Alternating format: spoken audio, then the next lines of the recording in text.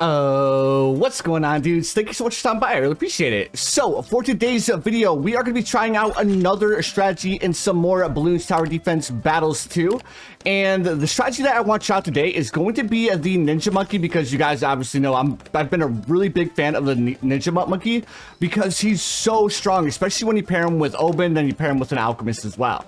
So I am going to be making a little bit of a change to my strategy, and opposed to using like the Ice Monkey or the Village, I'm actually going to try to swap out the Village and the Ice Monkey for a Boomer. That way we have a little bit more stall for the earlier rounds. I think that should actually help us out. So let's go ahead and see what our opponent has running for himself, and it looks like he has a couple of Druid boys. Ooh. Man, Druids are so much fun to play, but they can get a little bit sketchy, especially if you kind of like over defend or you don't leak those initial lives to make them as strong as you want to make them. But if we look at our opponent actually has Druid Mastery, so he obviously knows exactly what he's doing, so I don't think we need to worry about him too much. All right, so now that we have our Ninja Monkey upgrade to a double shot with Seeking Shurikens, the next thing that I want to do is I want to save up to buy my Oben.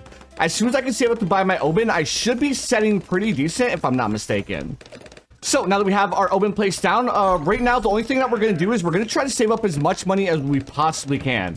So we do want to save up for our Alchemist, but I'm going to try to squeeze out as much money as I possibly can with like group blue balloons, and then of course group green balloons here in a second. But also I also need to save up for Berserker Brew as well.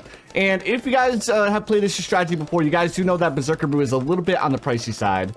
So let's go ahead. I think if I go here, that should work out quite well. So round 5, he could send us some space whites, which would be a little bit of a pain for us to deal with.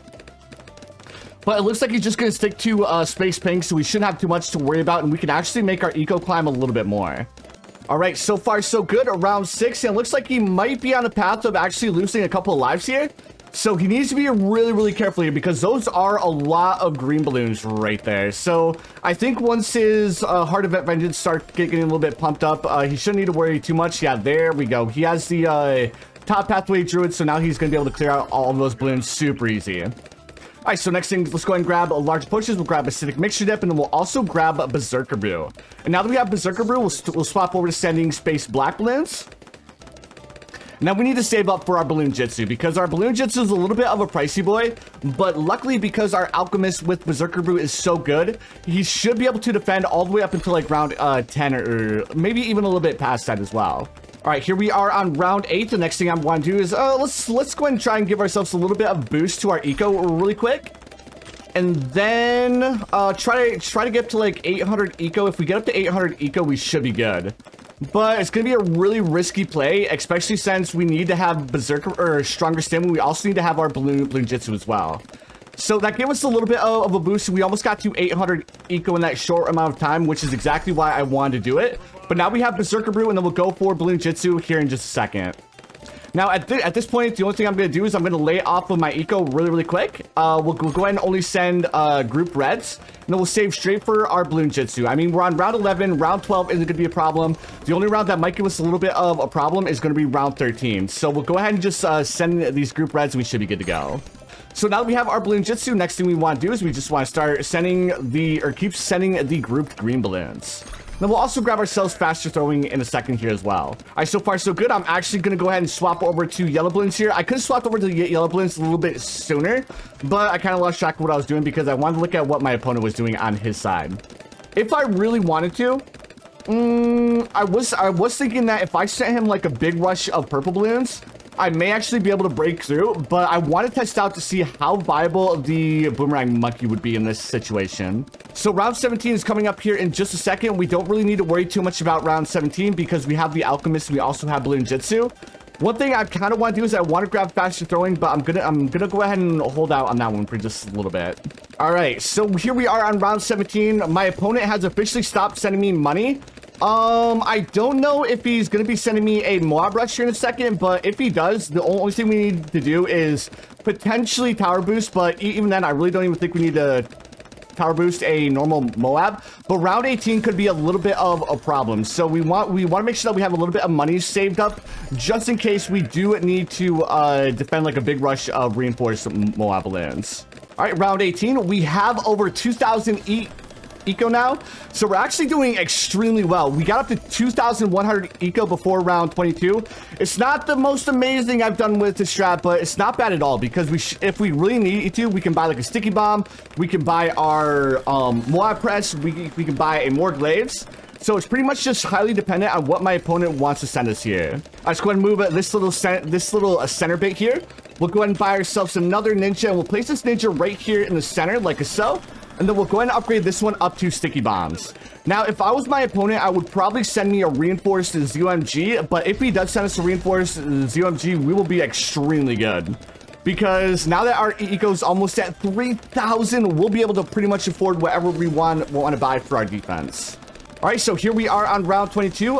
He's buying more Druids of the Jungle. So honestly, I don't even know if my opponent's gonna rush me on round 22. So we might actually be good to go to start upgrading a couple of our boys here. So now that we're at 3K eco, let's go ahead and buy ourselves a sticky bomb. The sticky bomb should do quite well.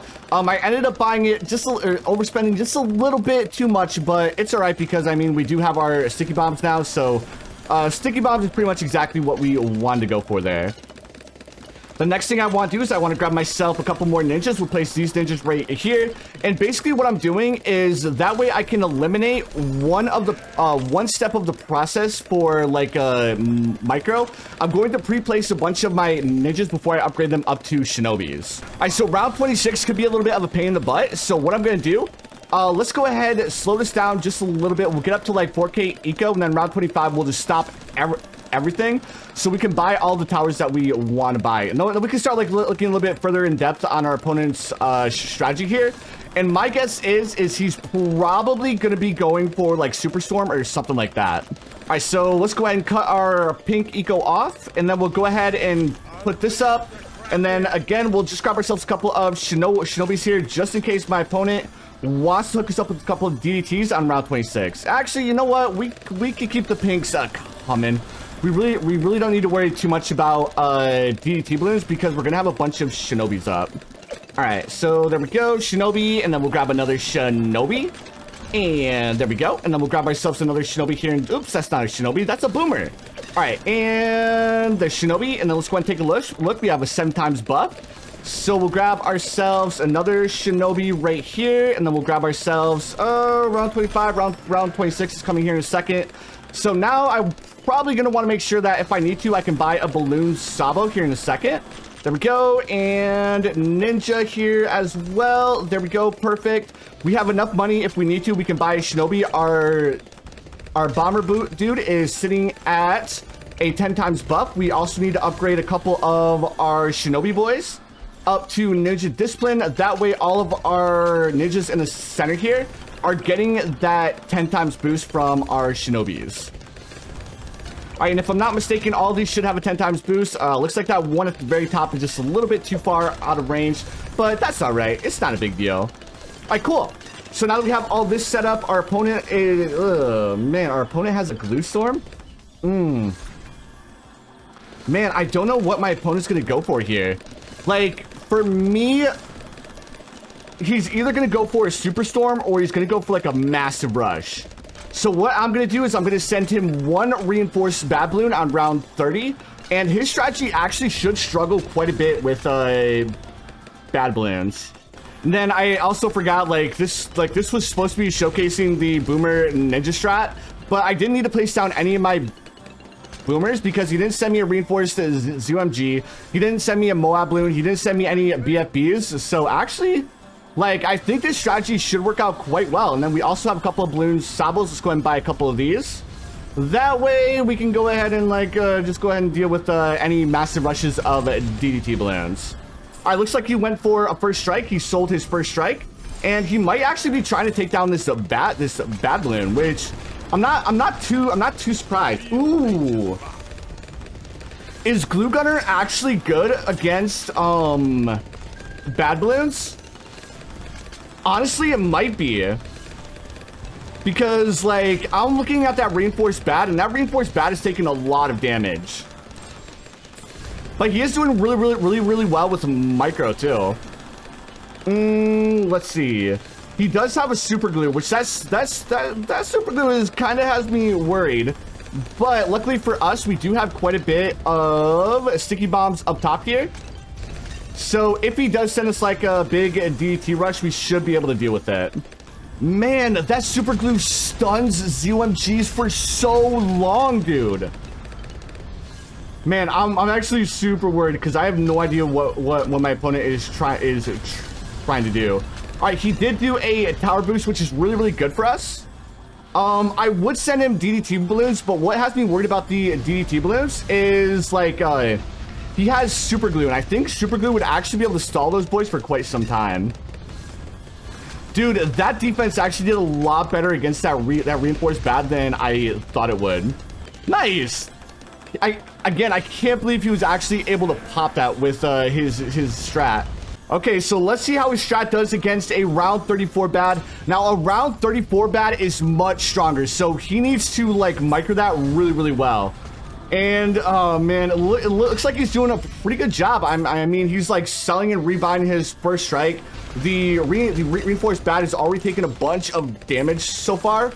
And guys, I don't know if you guys noticed this, but my eco isn't setting very well at all. I mean, I think I started this endeavor with over 5K. So the fact that we're over 5K and we still haven't and we're still struggling with this has me a little bit worried. Dude, he popped the bad balloon again? Like, that's insane, dudes. I guess around 36 bad? Around 36 bad? Around 36 bad might be able to break through.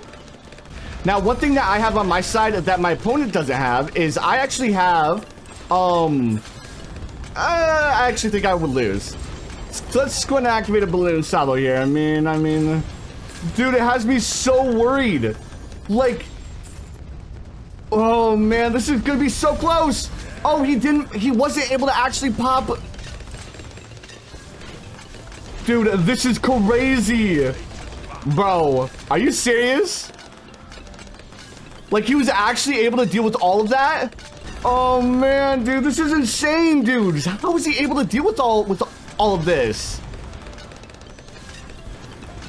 All right, so his money has to be setting pretty bad, man. Like his money has to be really bad at this point. Like, there's no way he is gonna be able to buy all of those first strikes again. Because how many times has he sold and rebought that first strike? Like, it's insane, dudes. Like, I think what he needs to do is he needs to sell all of his druids. And guys, like, my eco is setting terrible, man. All right, so one thing I'm gonna do a little bit differently here is I'm gonna go ahead and activate the balloon boost. He is completely out of boost now. So there is no possible way that if a DDT comes out of this bad balloon, he's gonna be able to pop it. But I will say this. Bro, are you kidding me right now? Like, are you serious? Dude, like, this need glue XP guy is nuts. But alright, dudes, if you enjoyed this video and want to see Boltrix and myself do something crazy in Bloons TD battles too, check out this video right here, and I'll see you guys in the next one.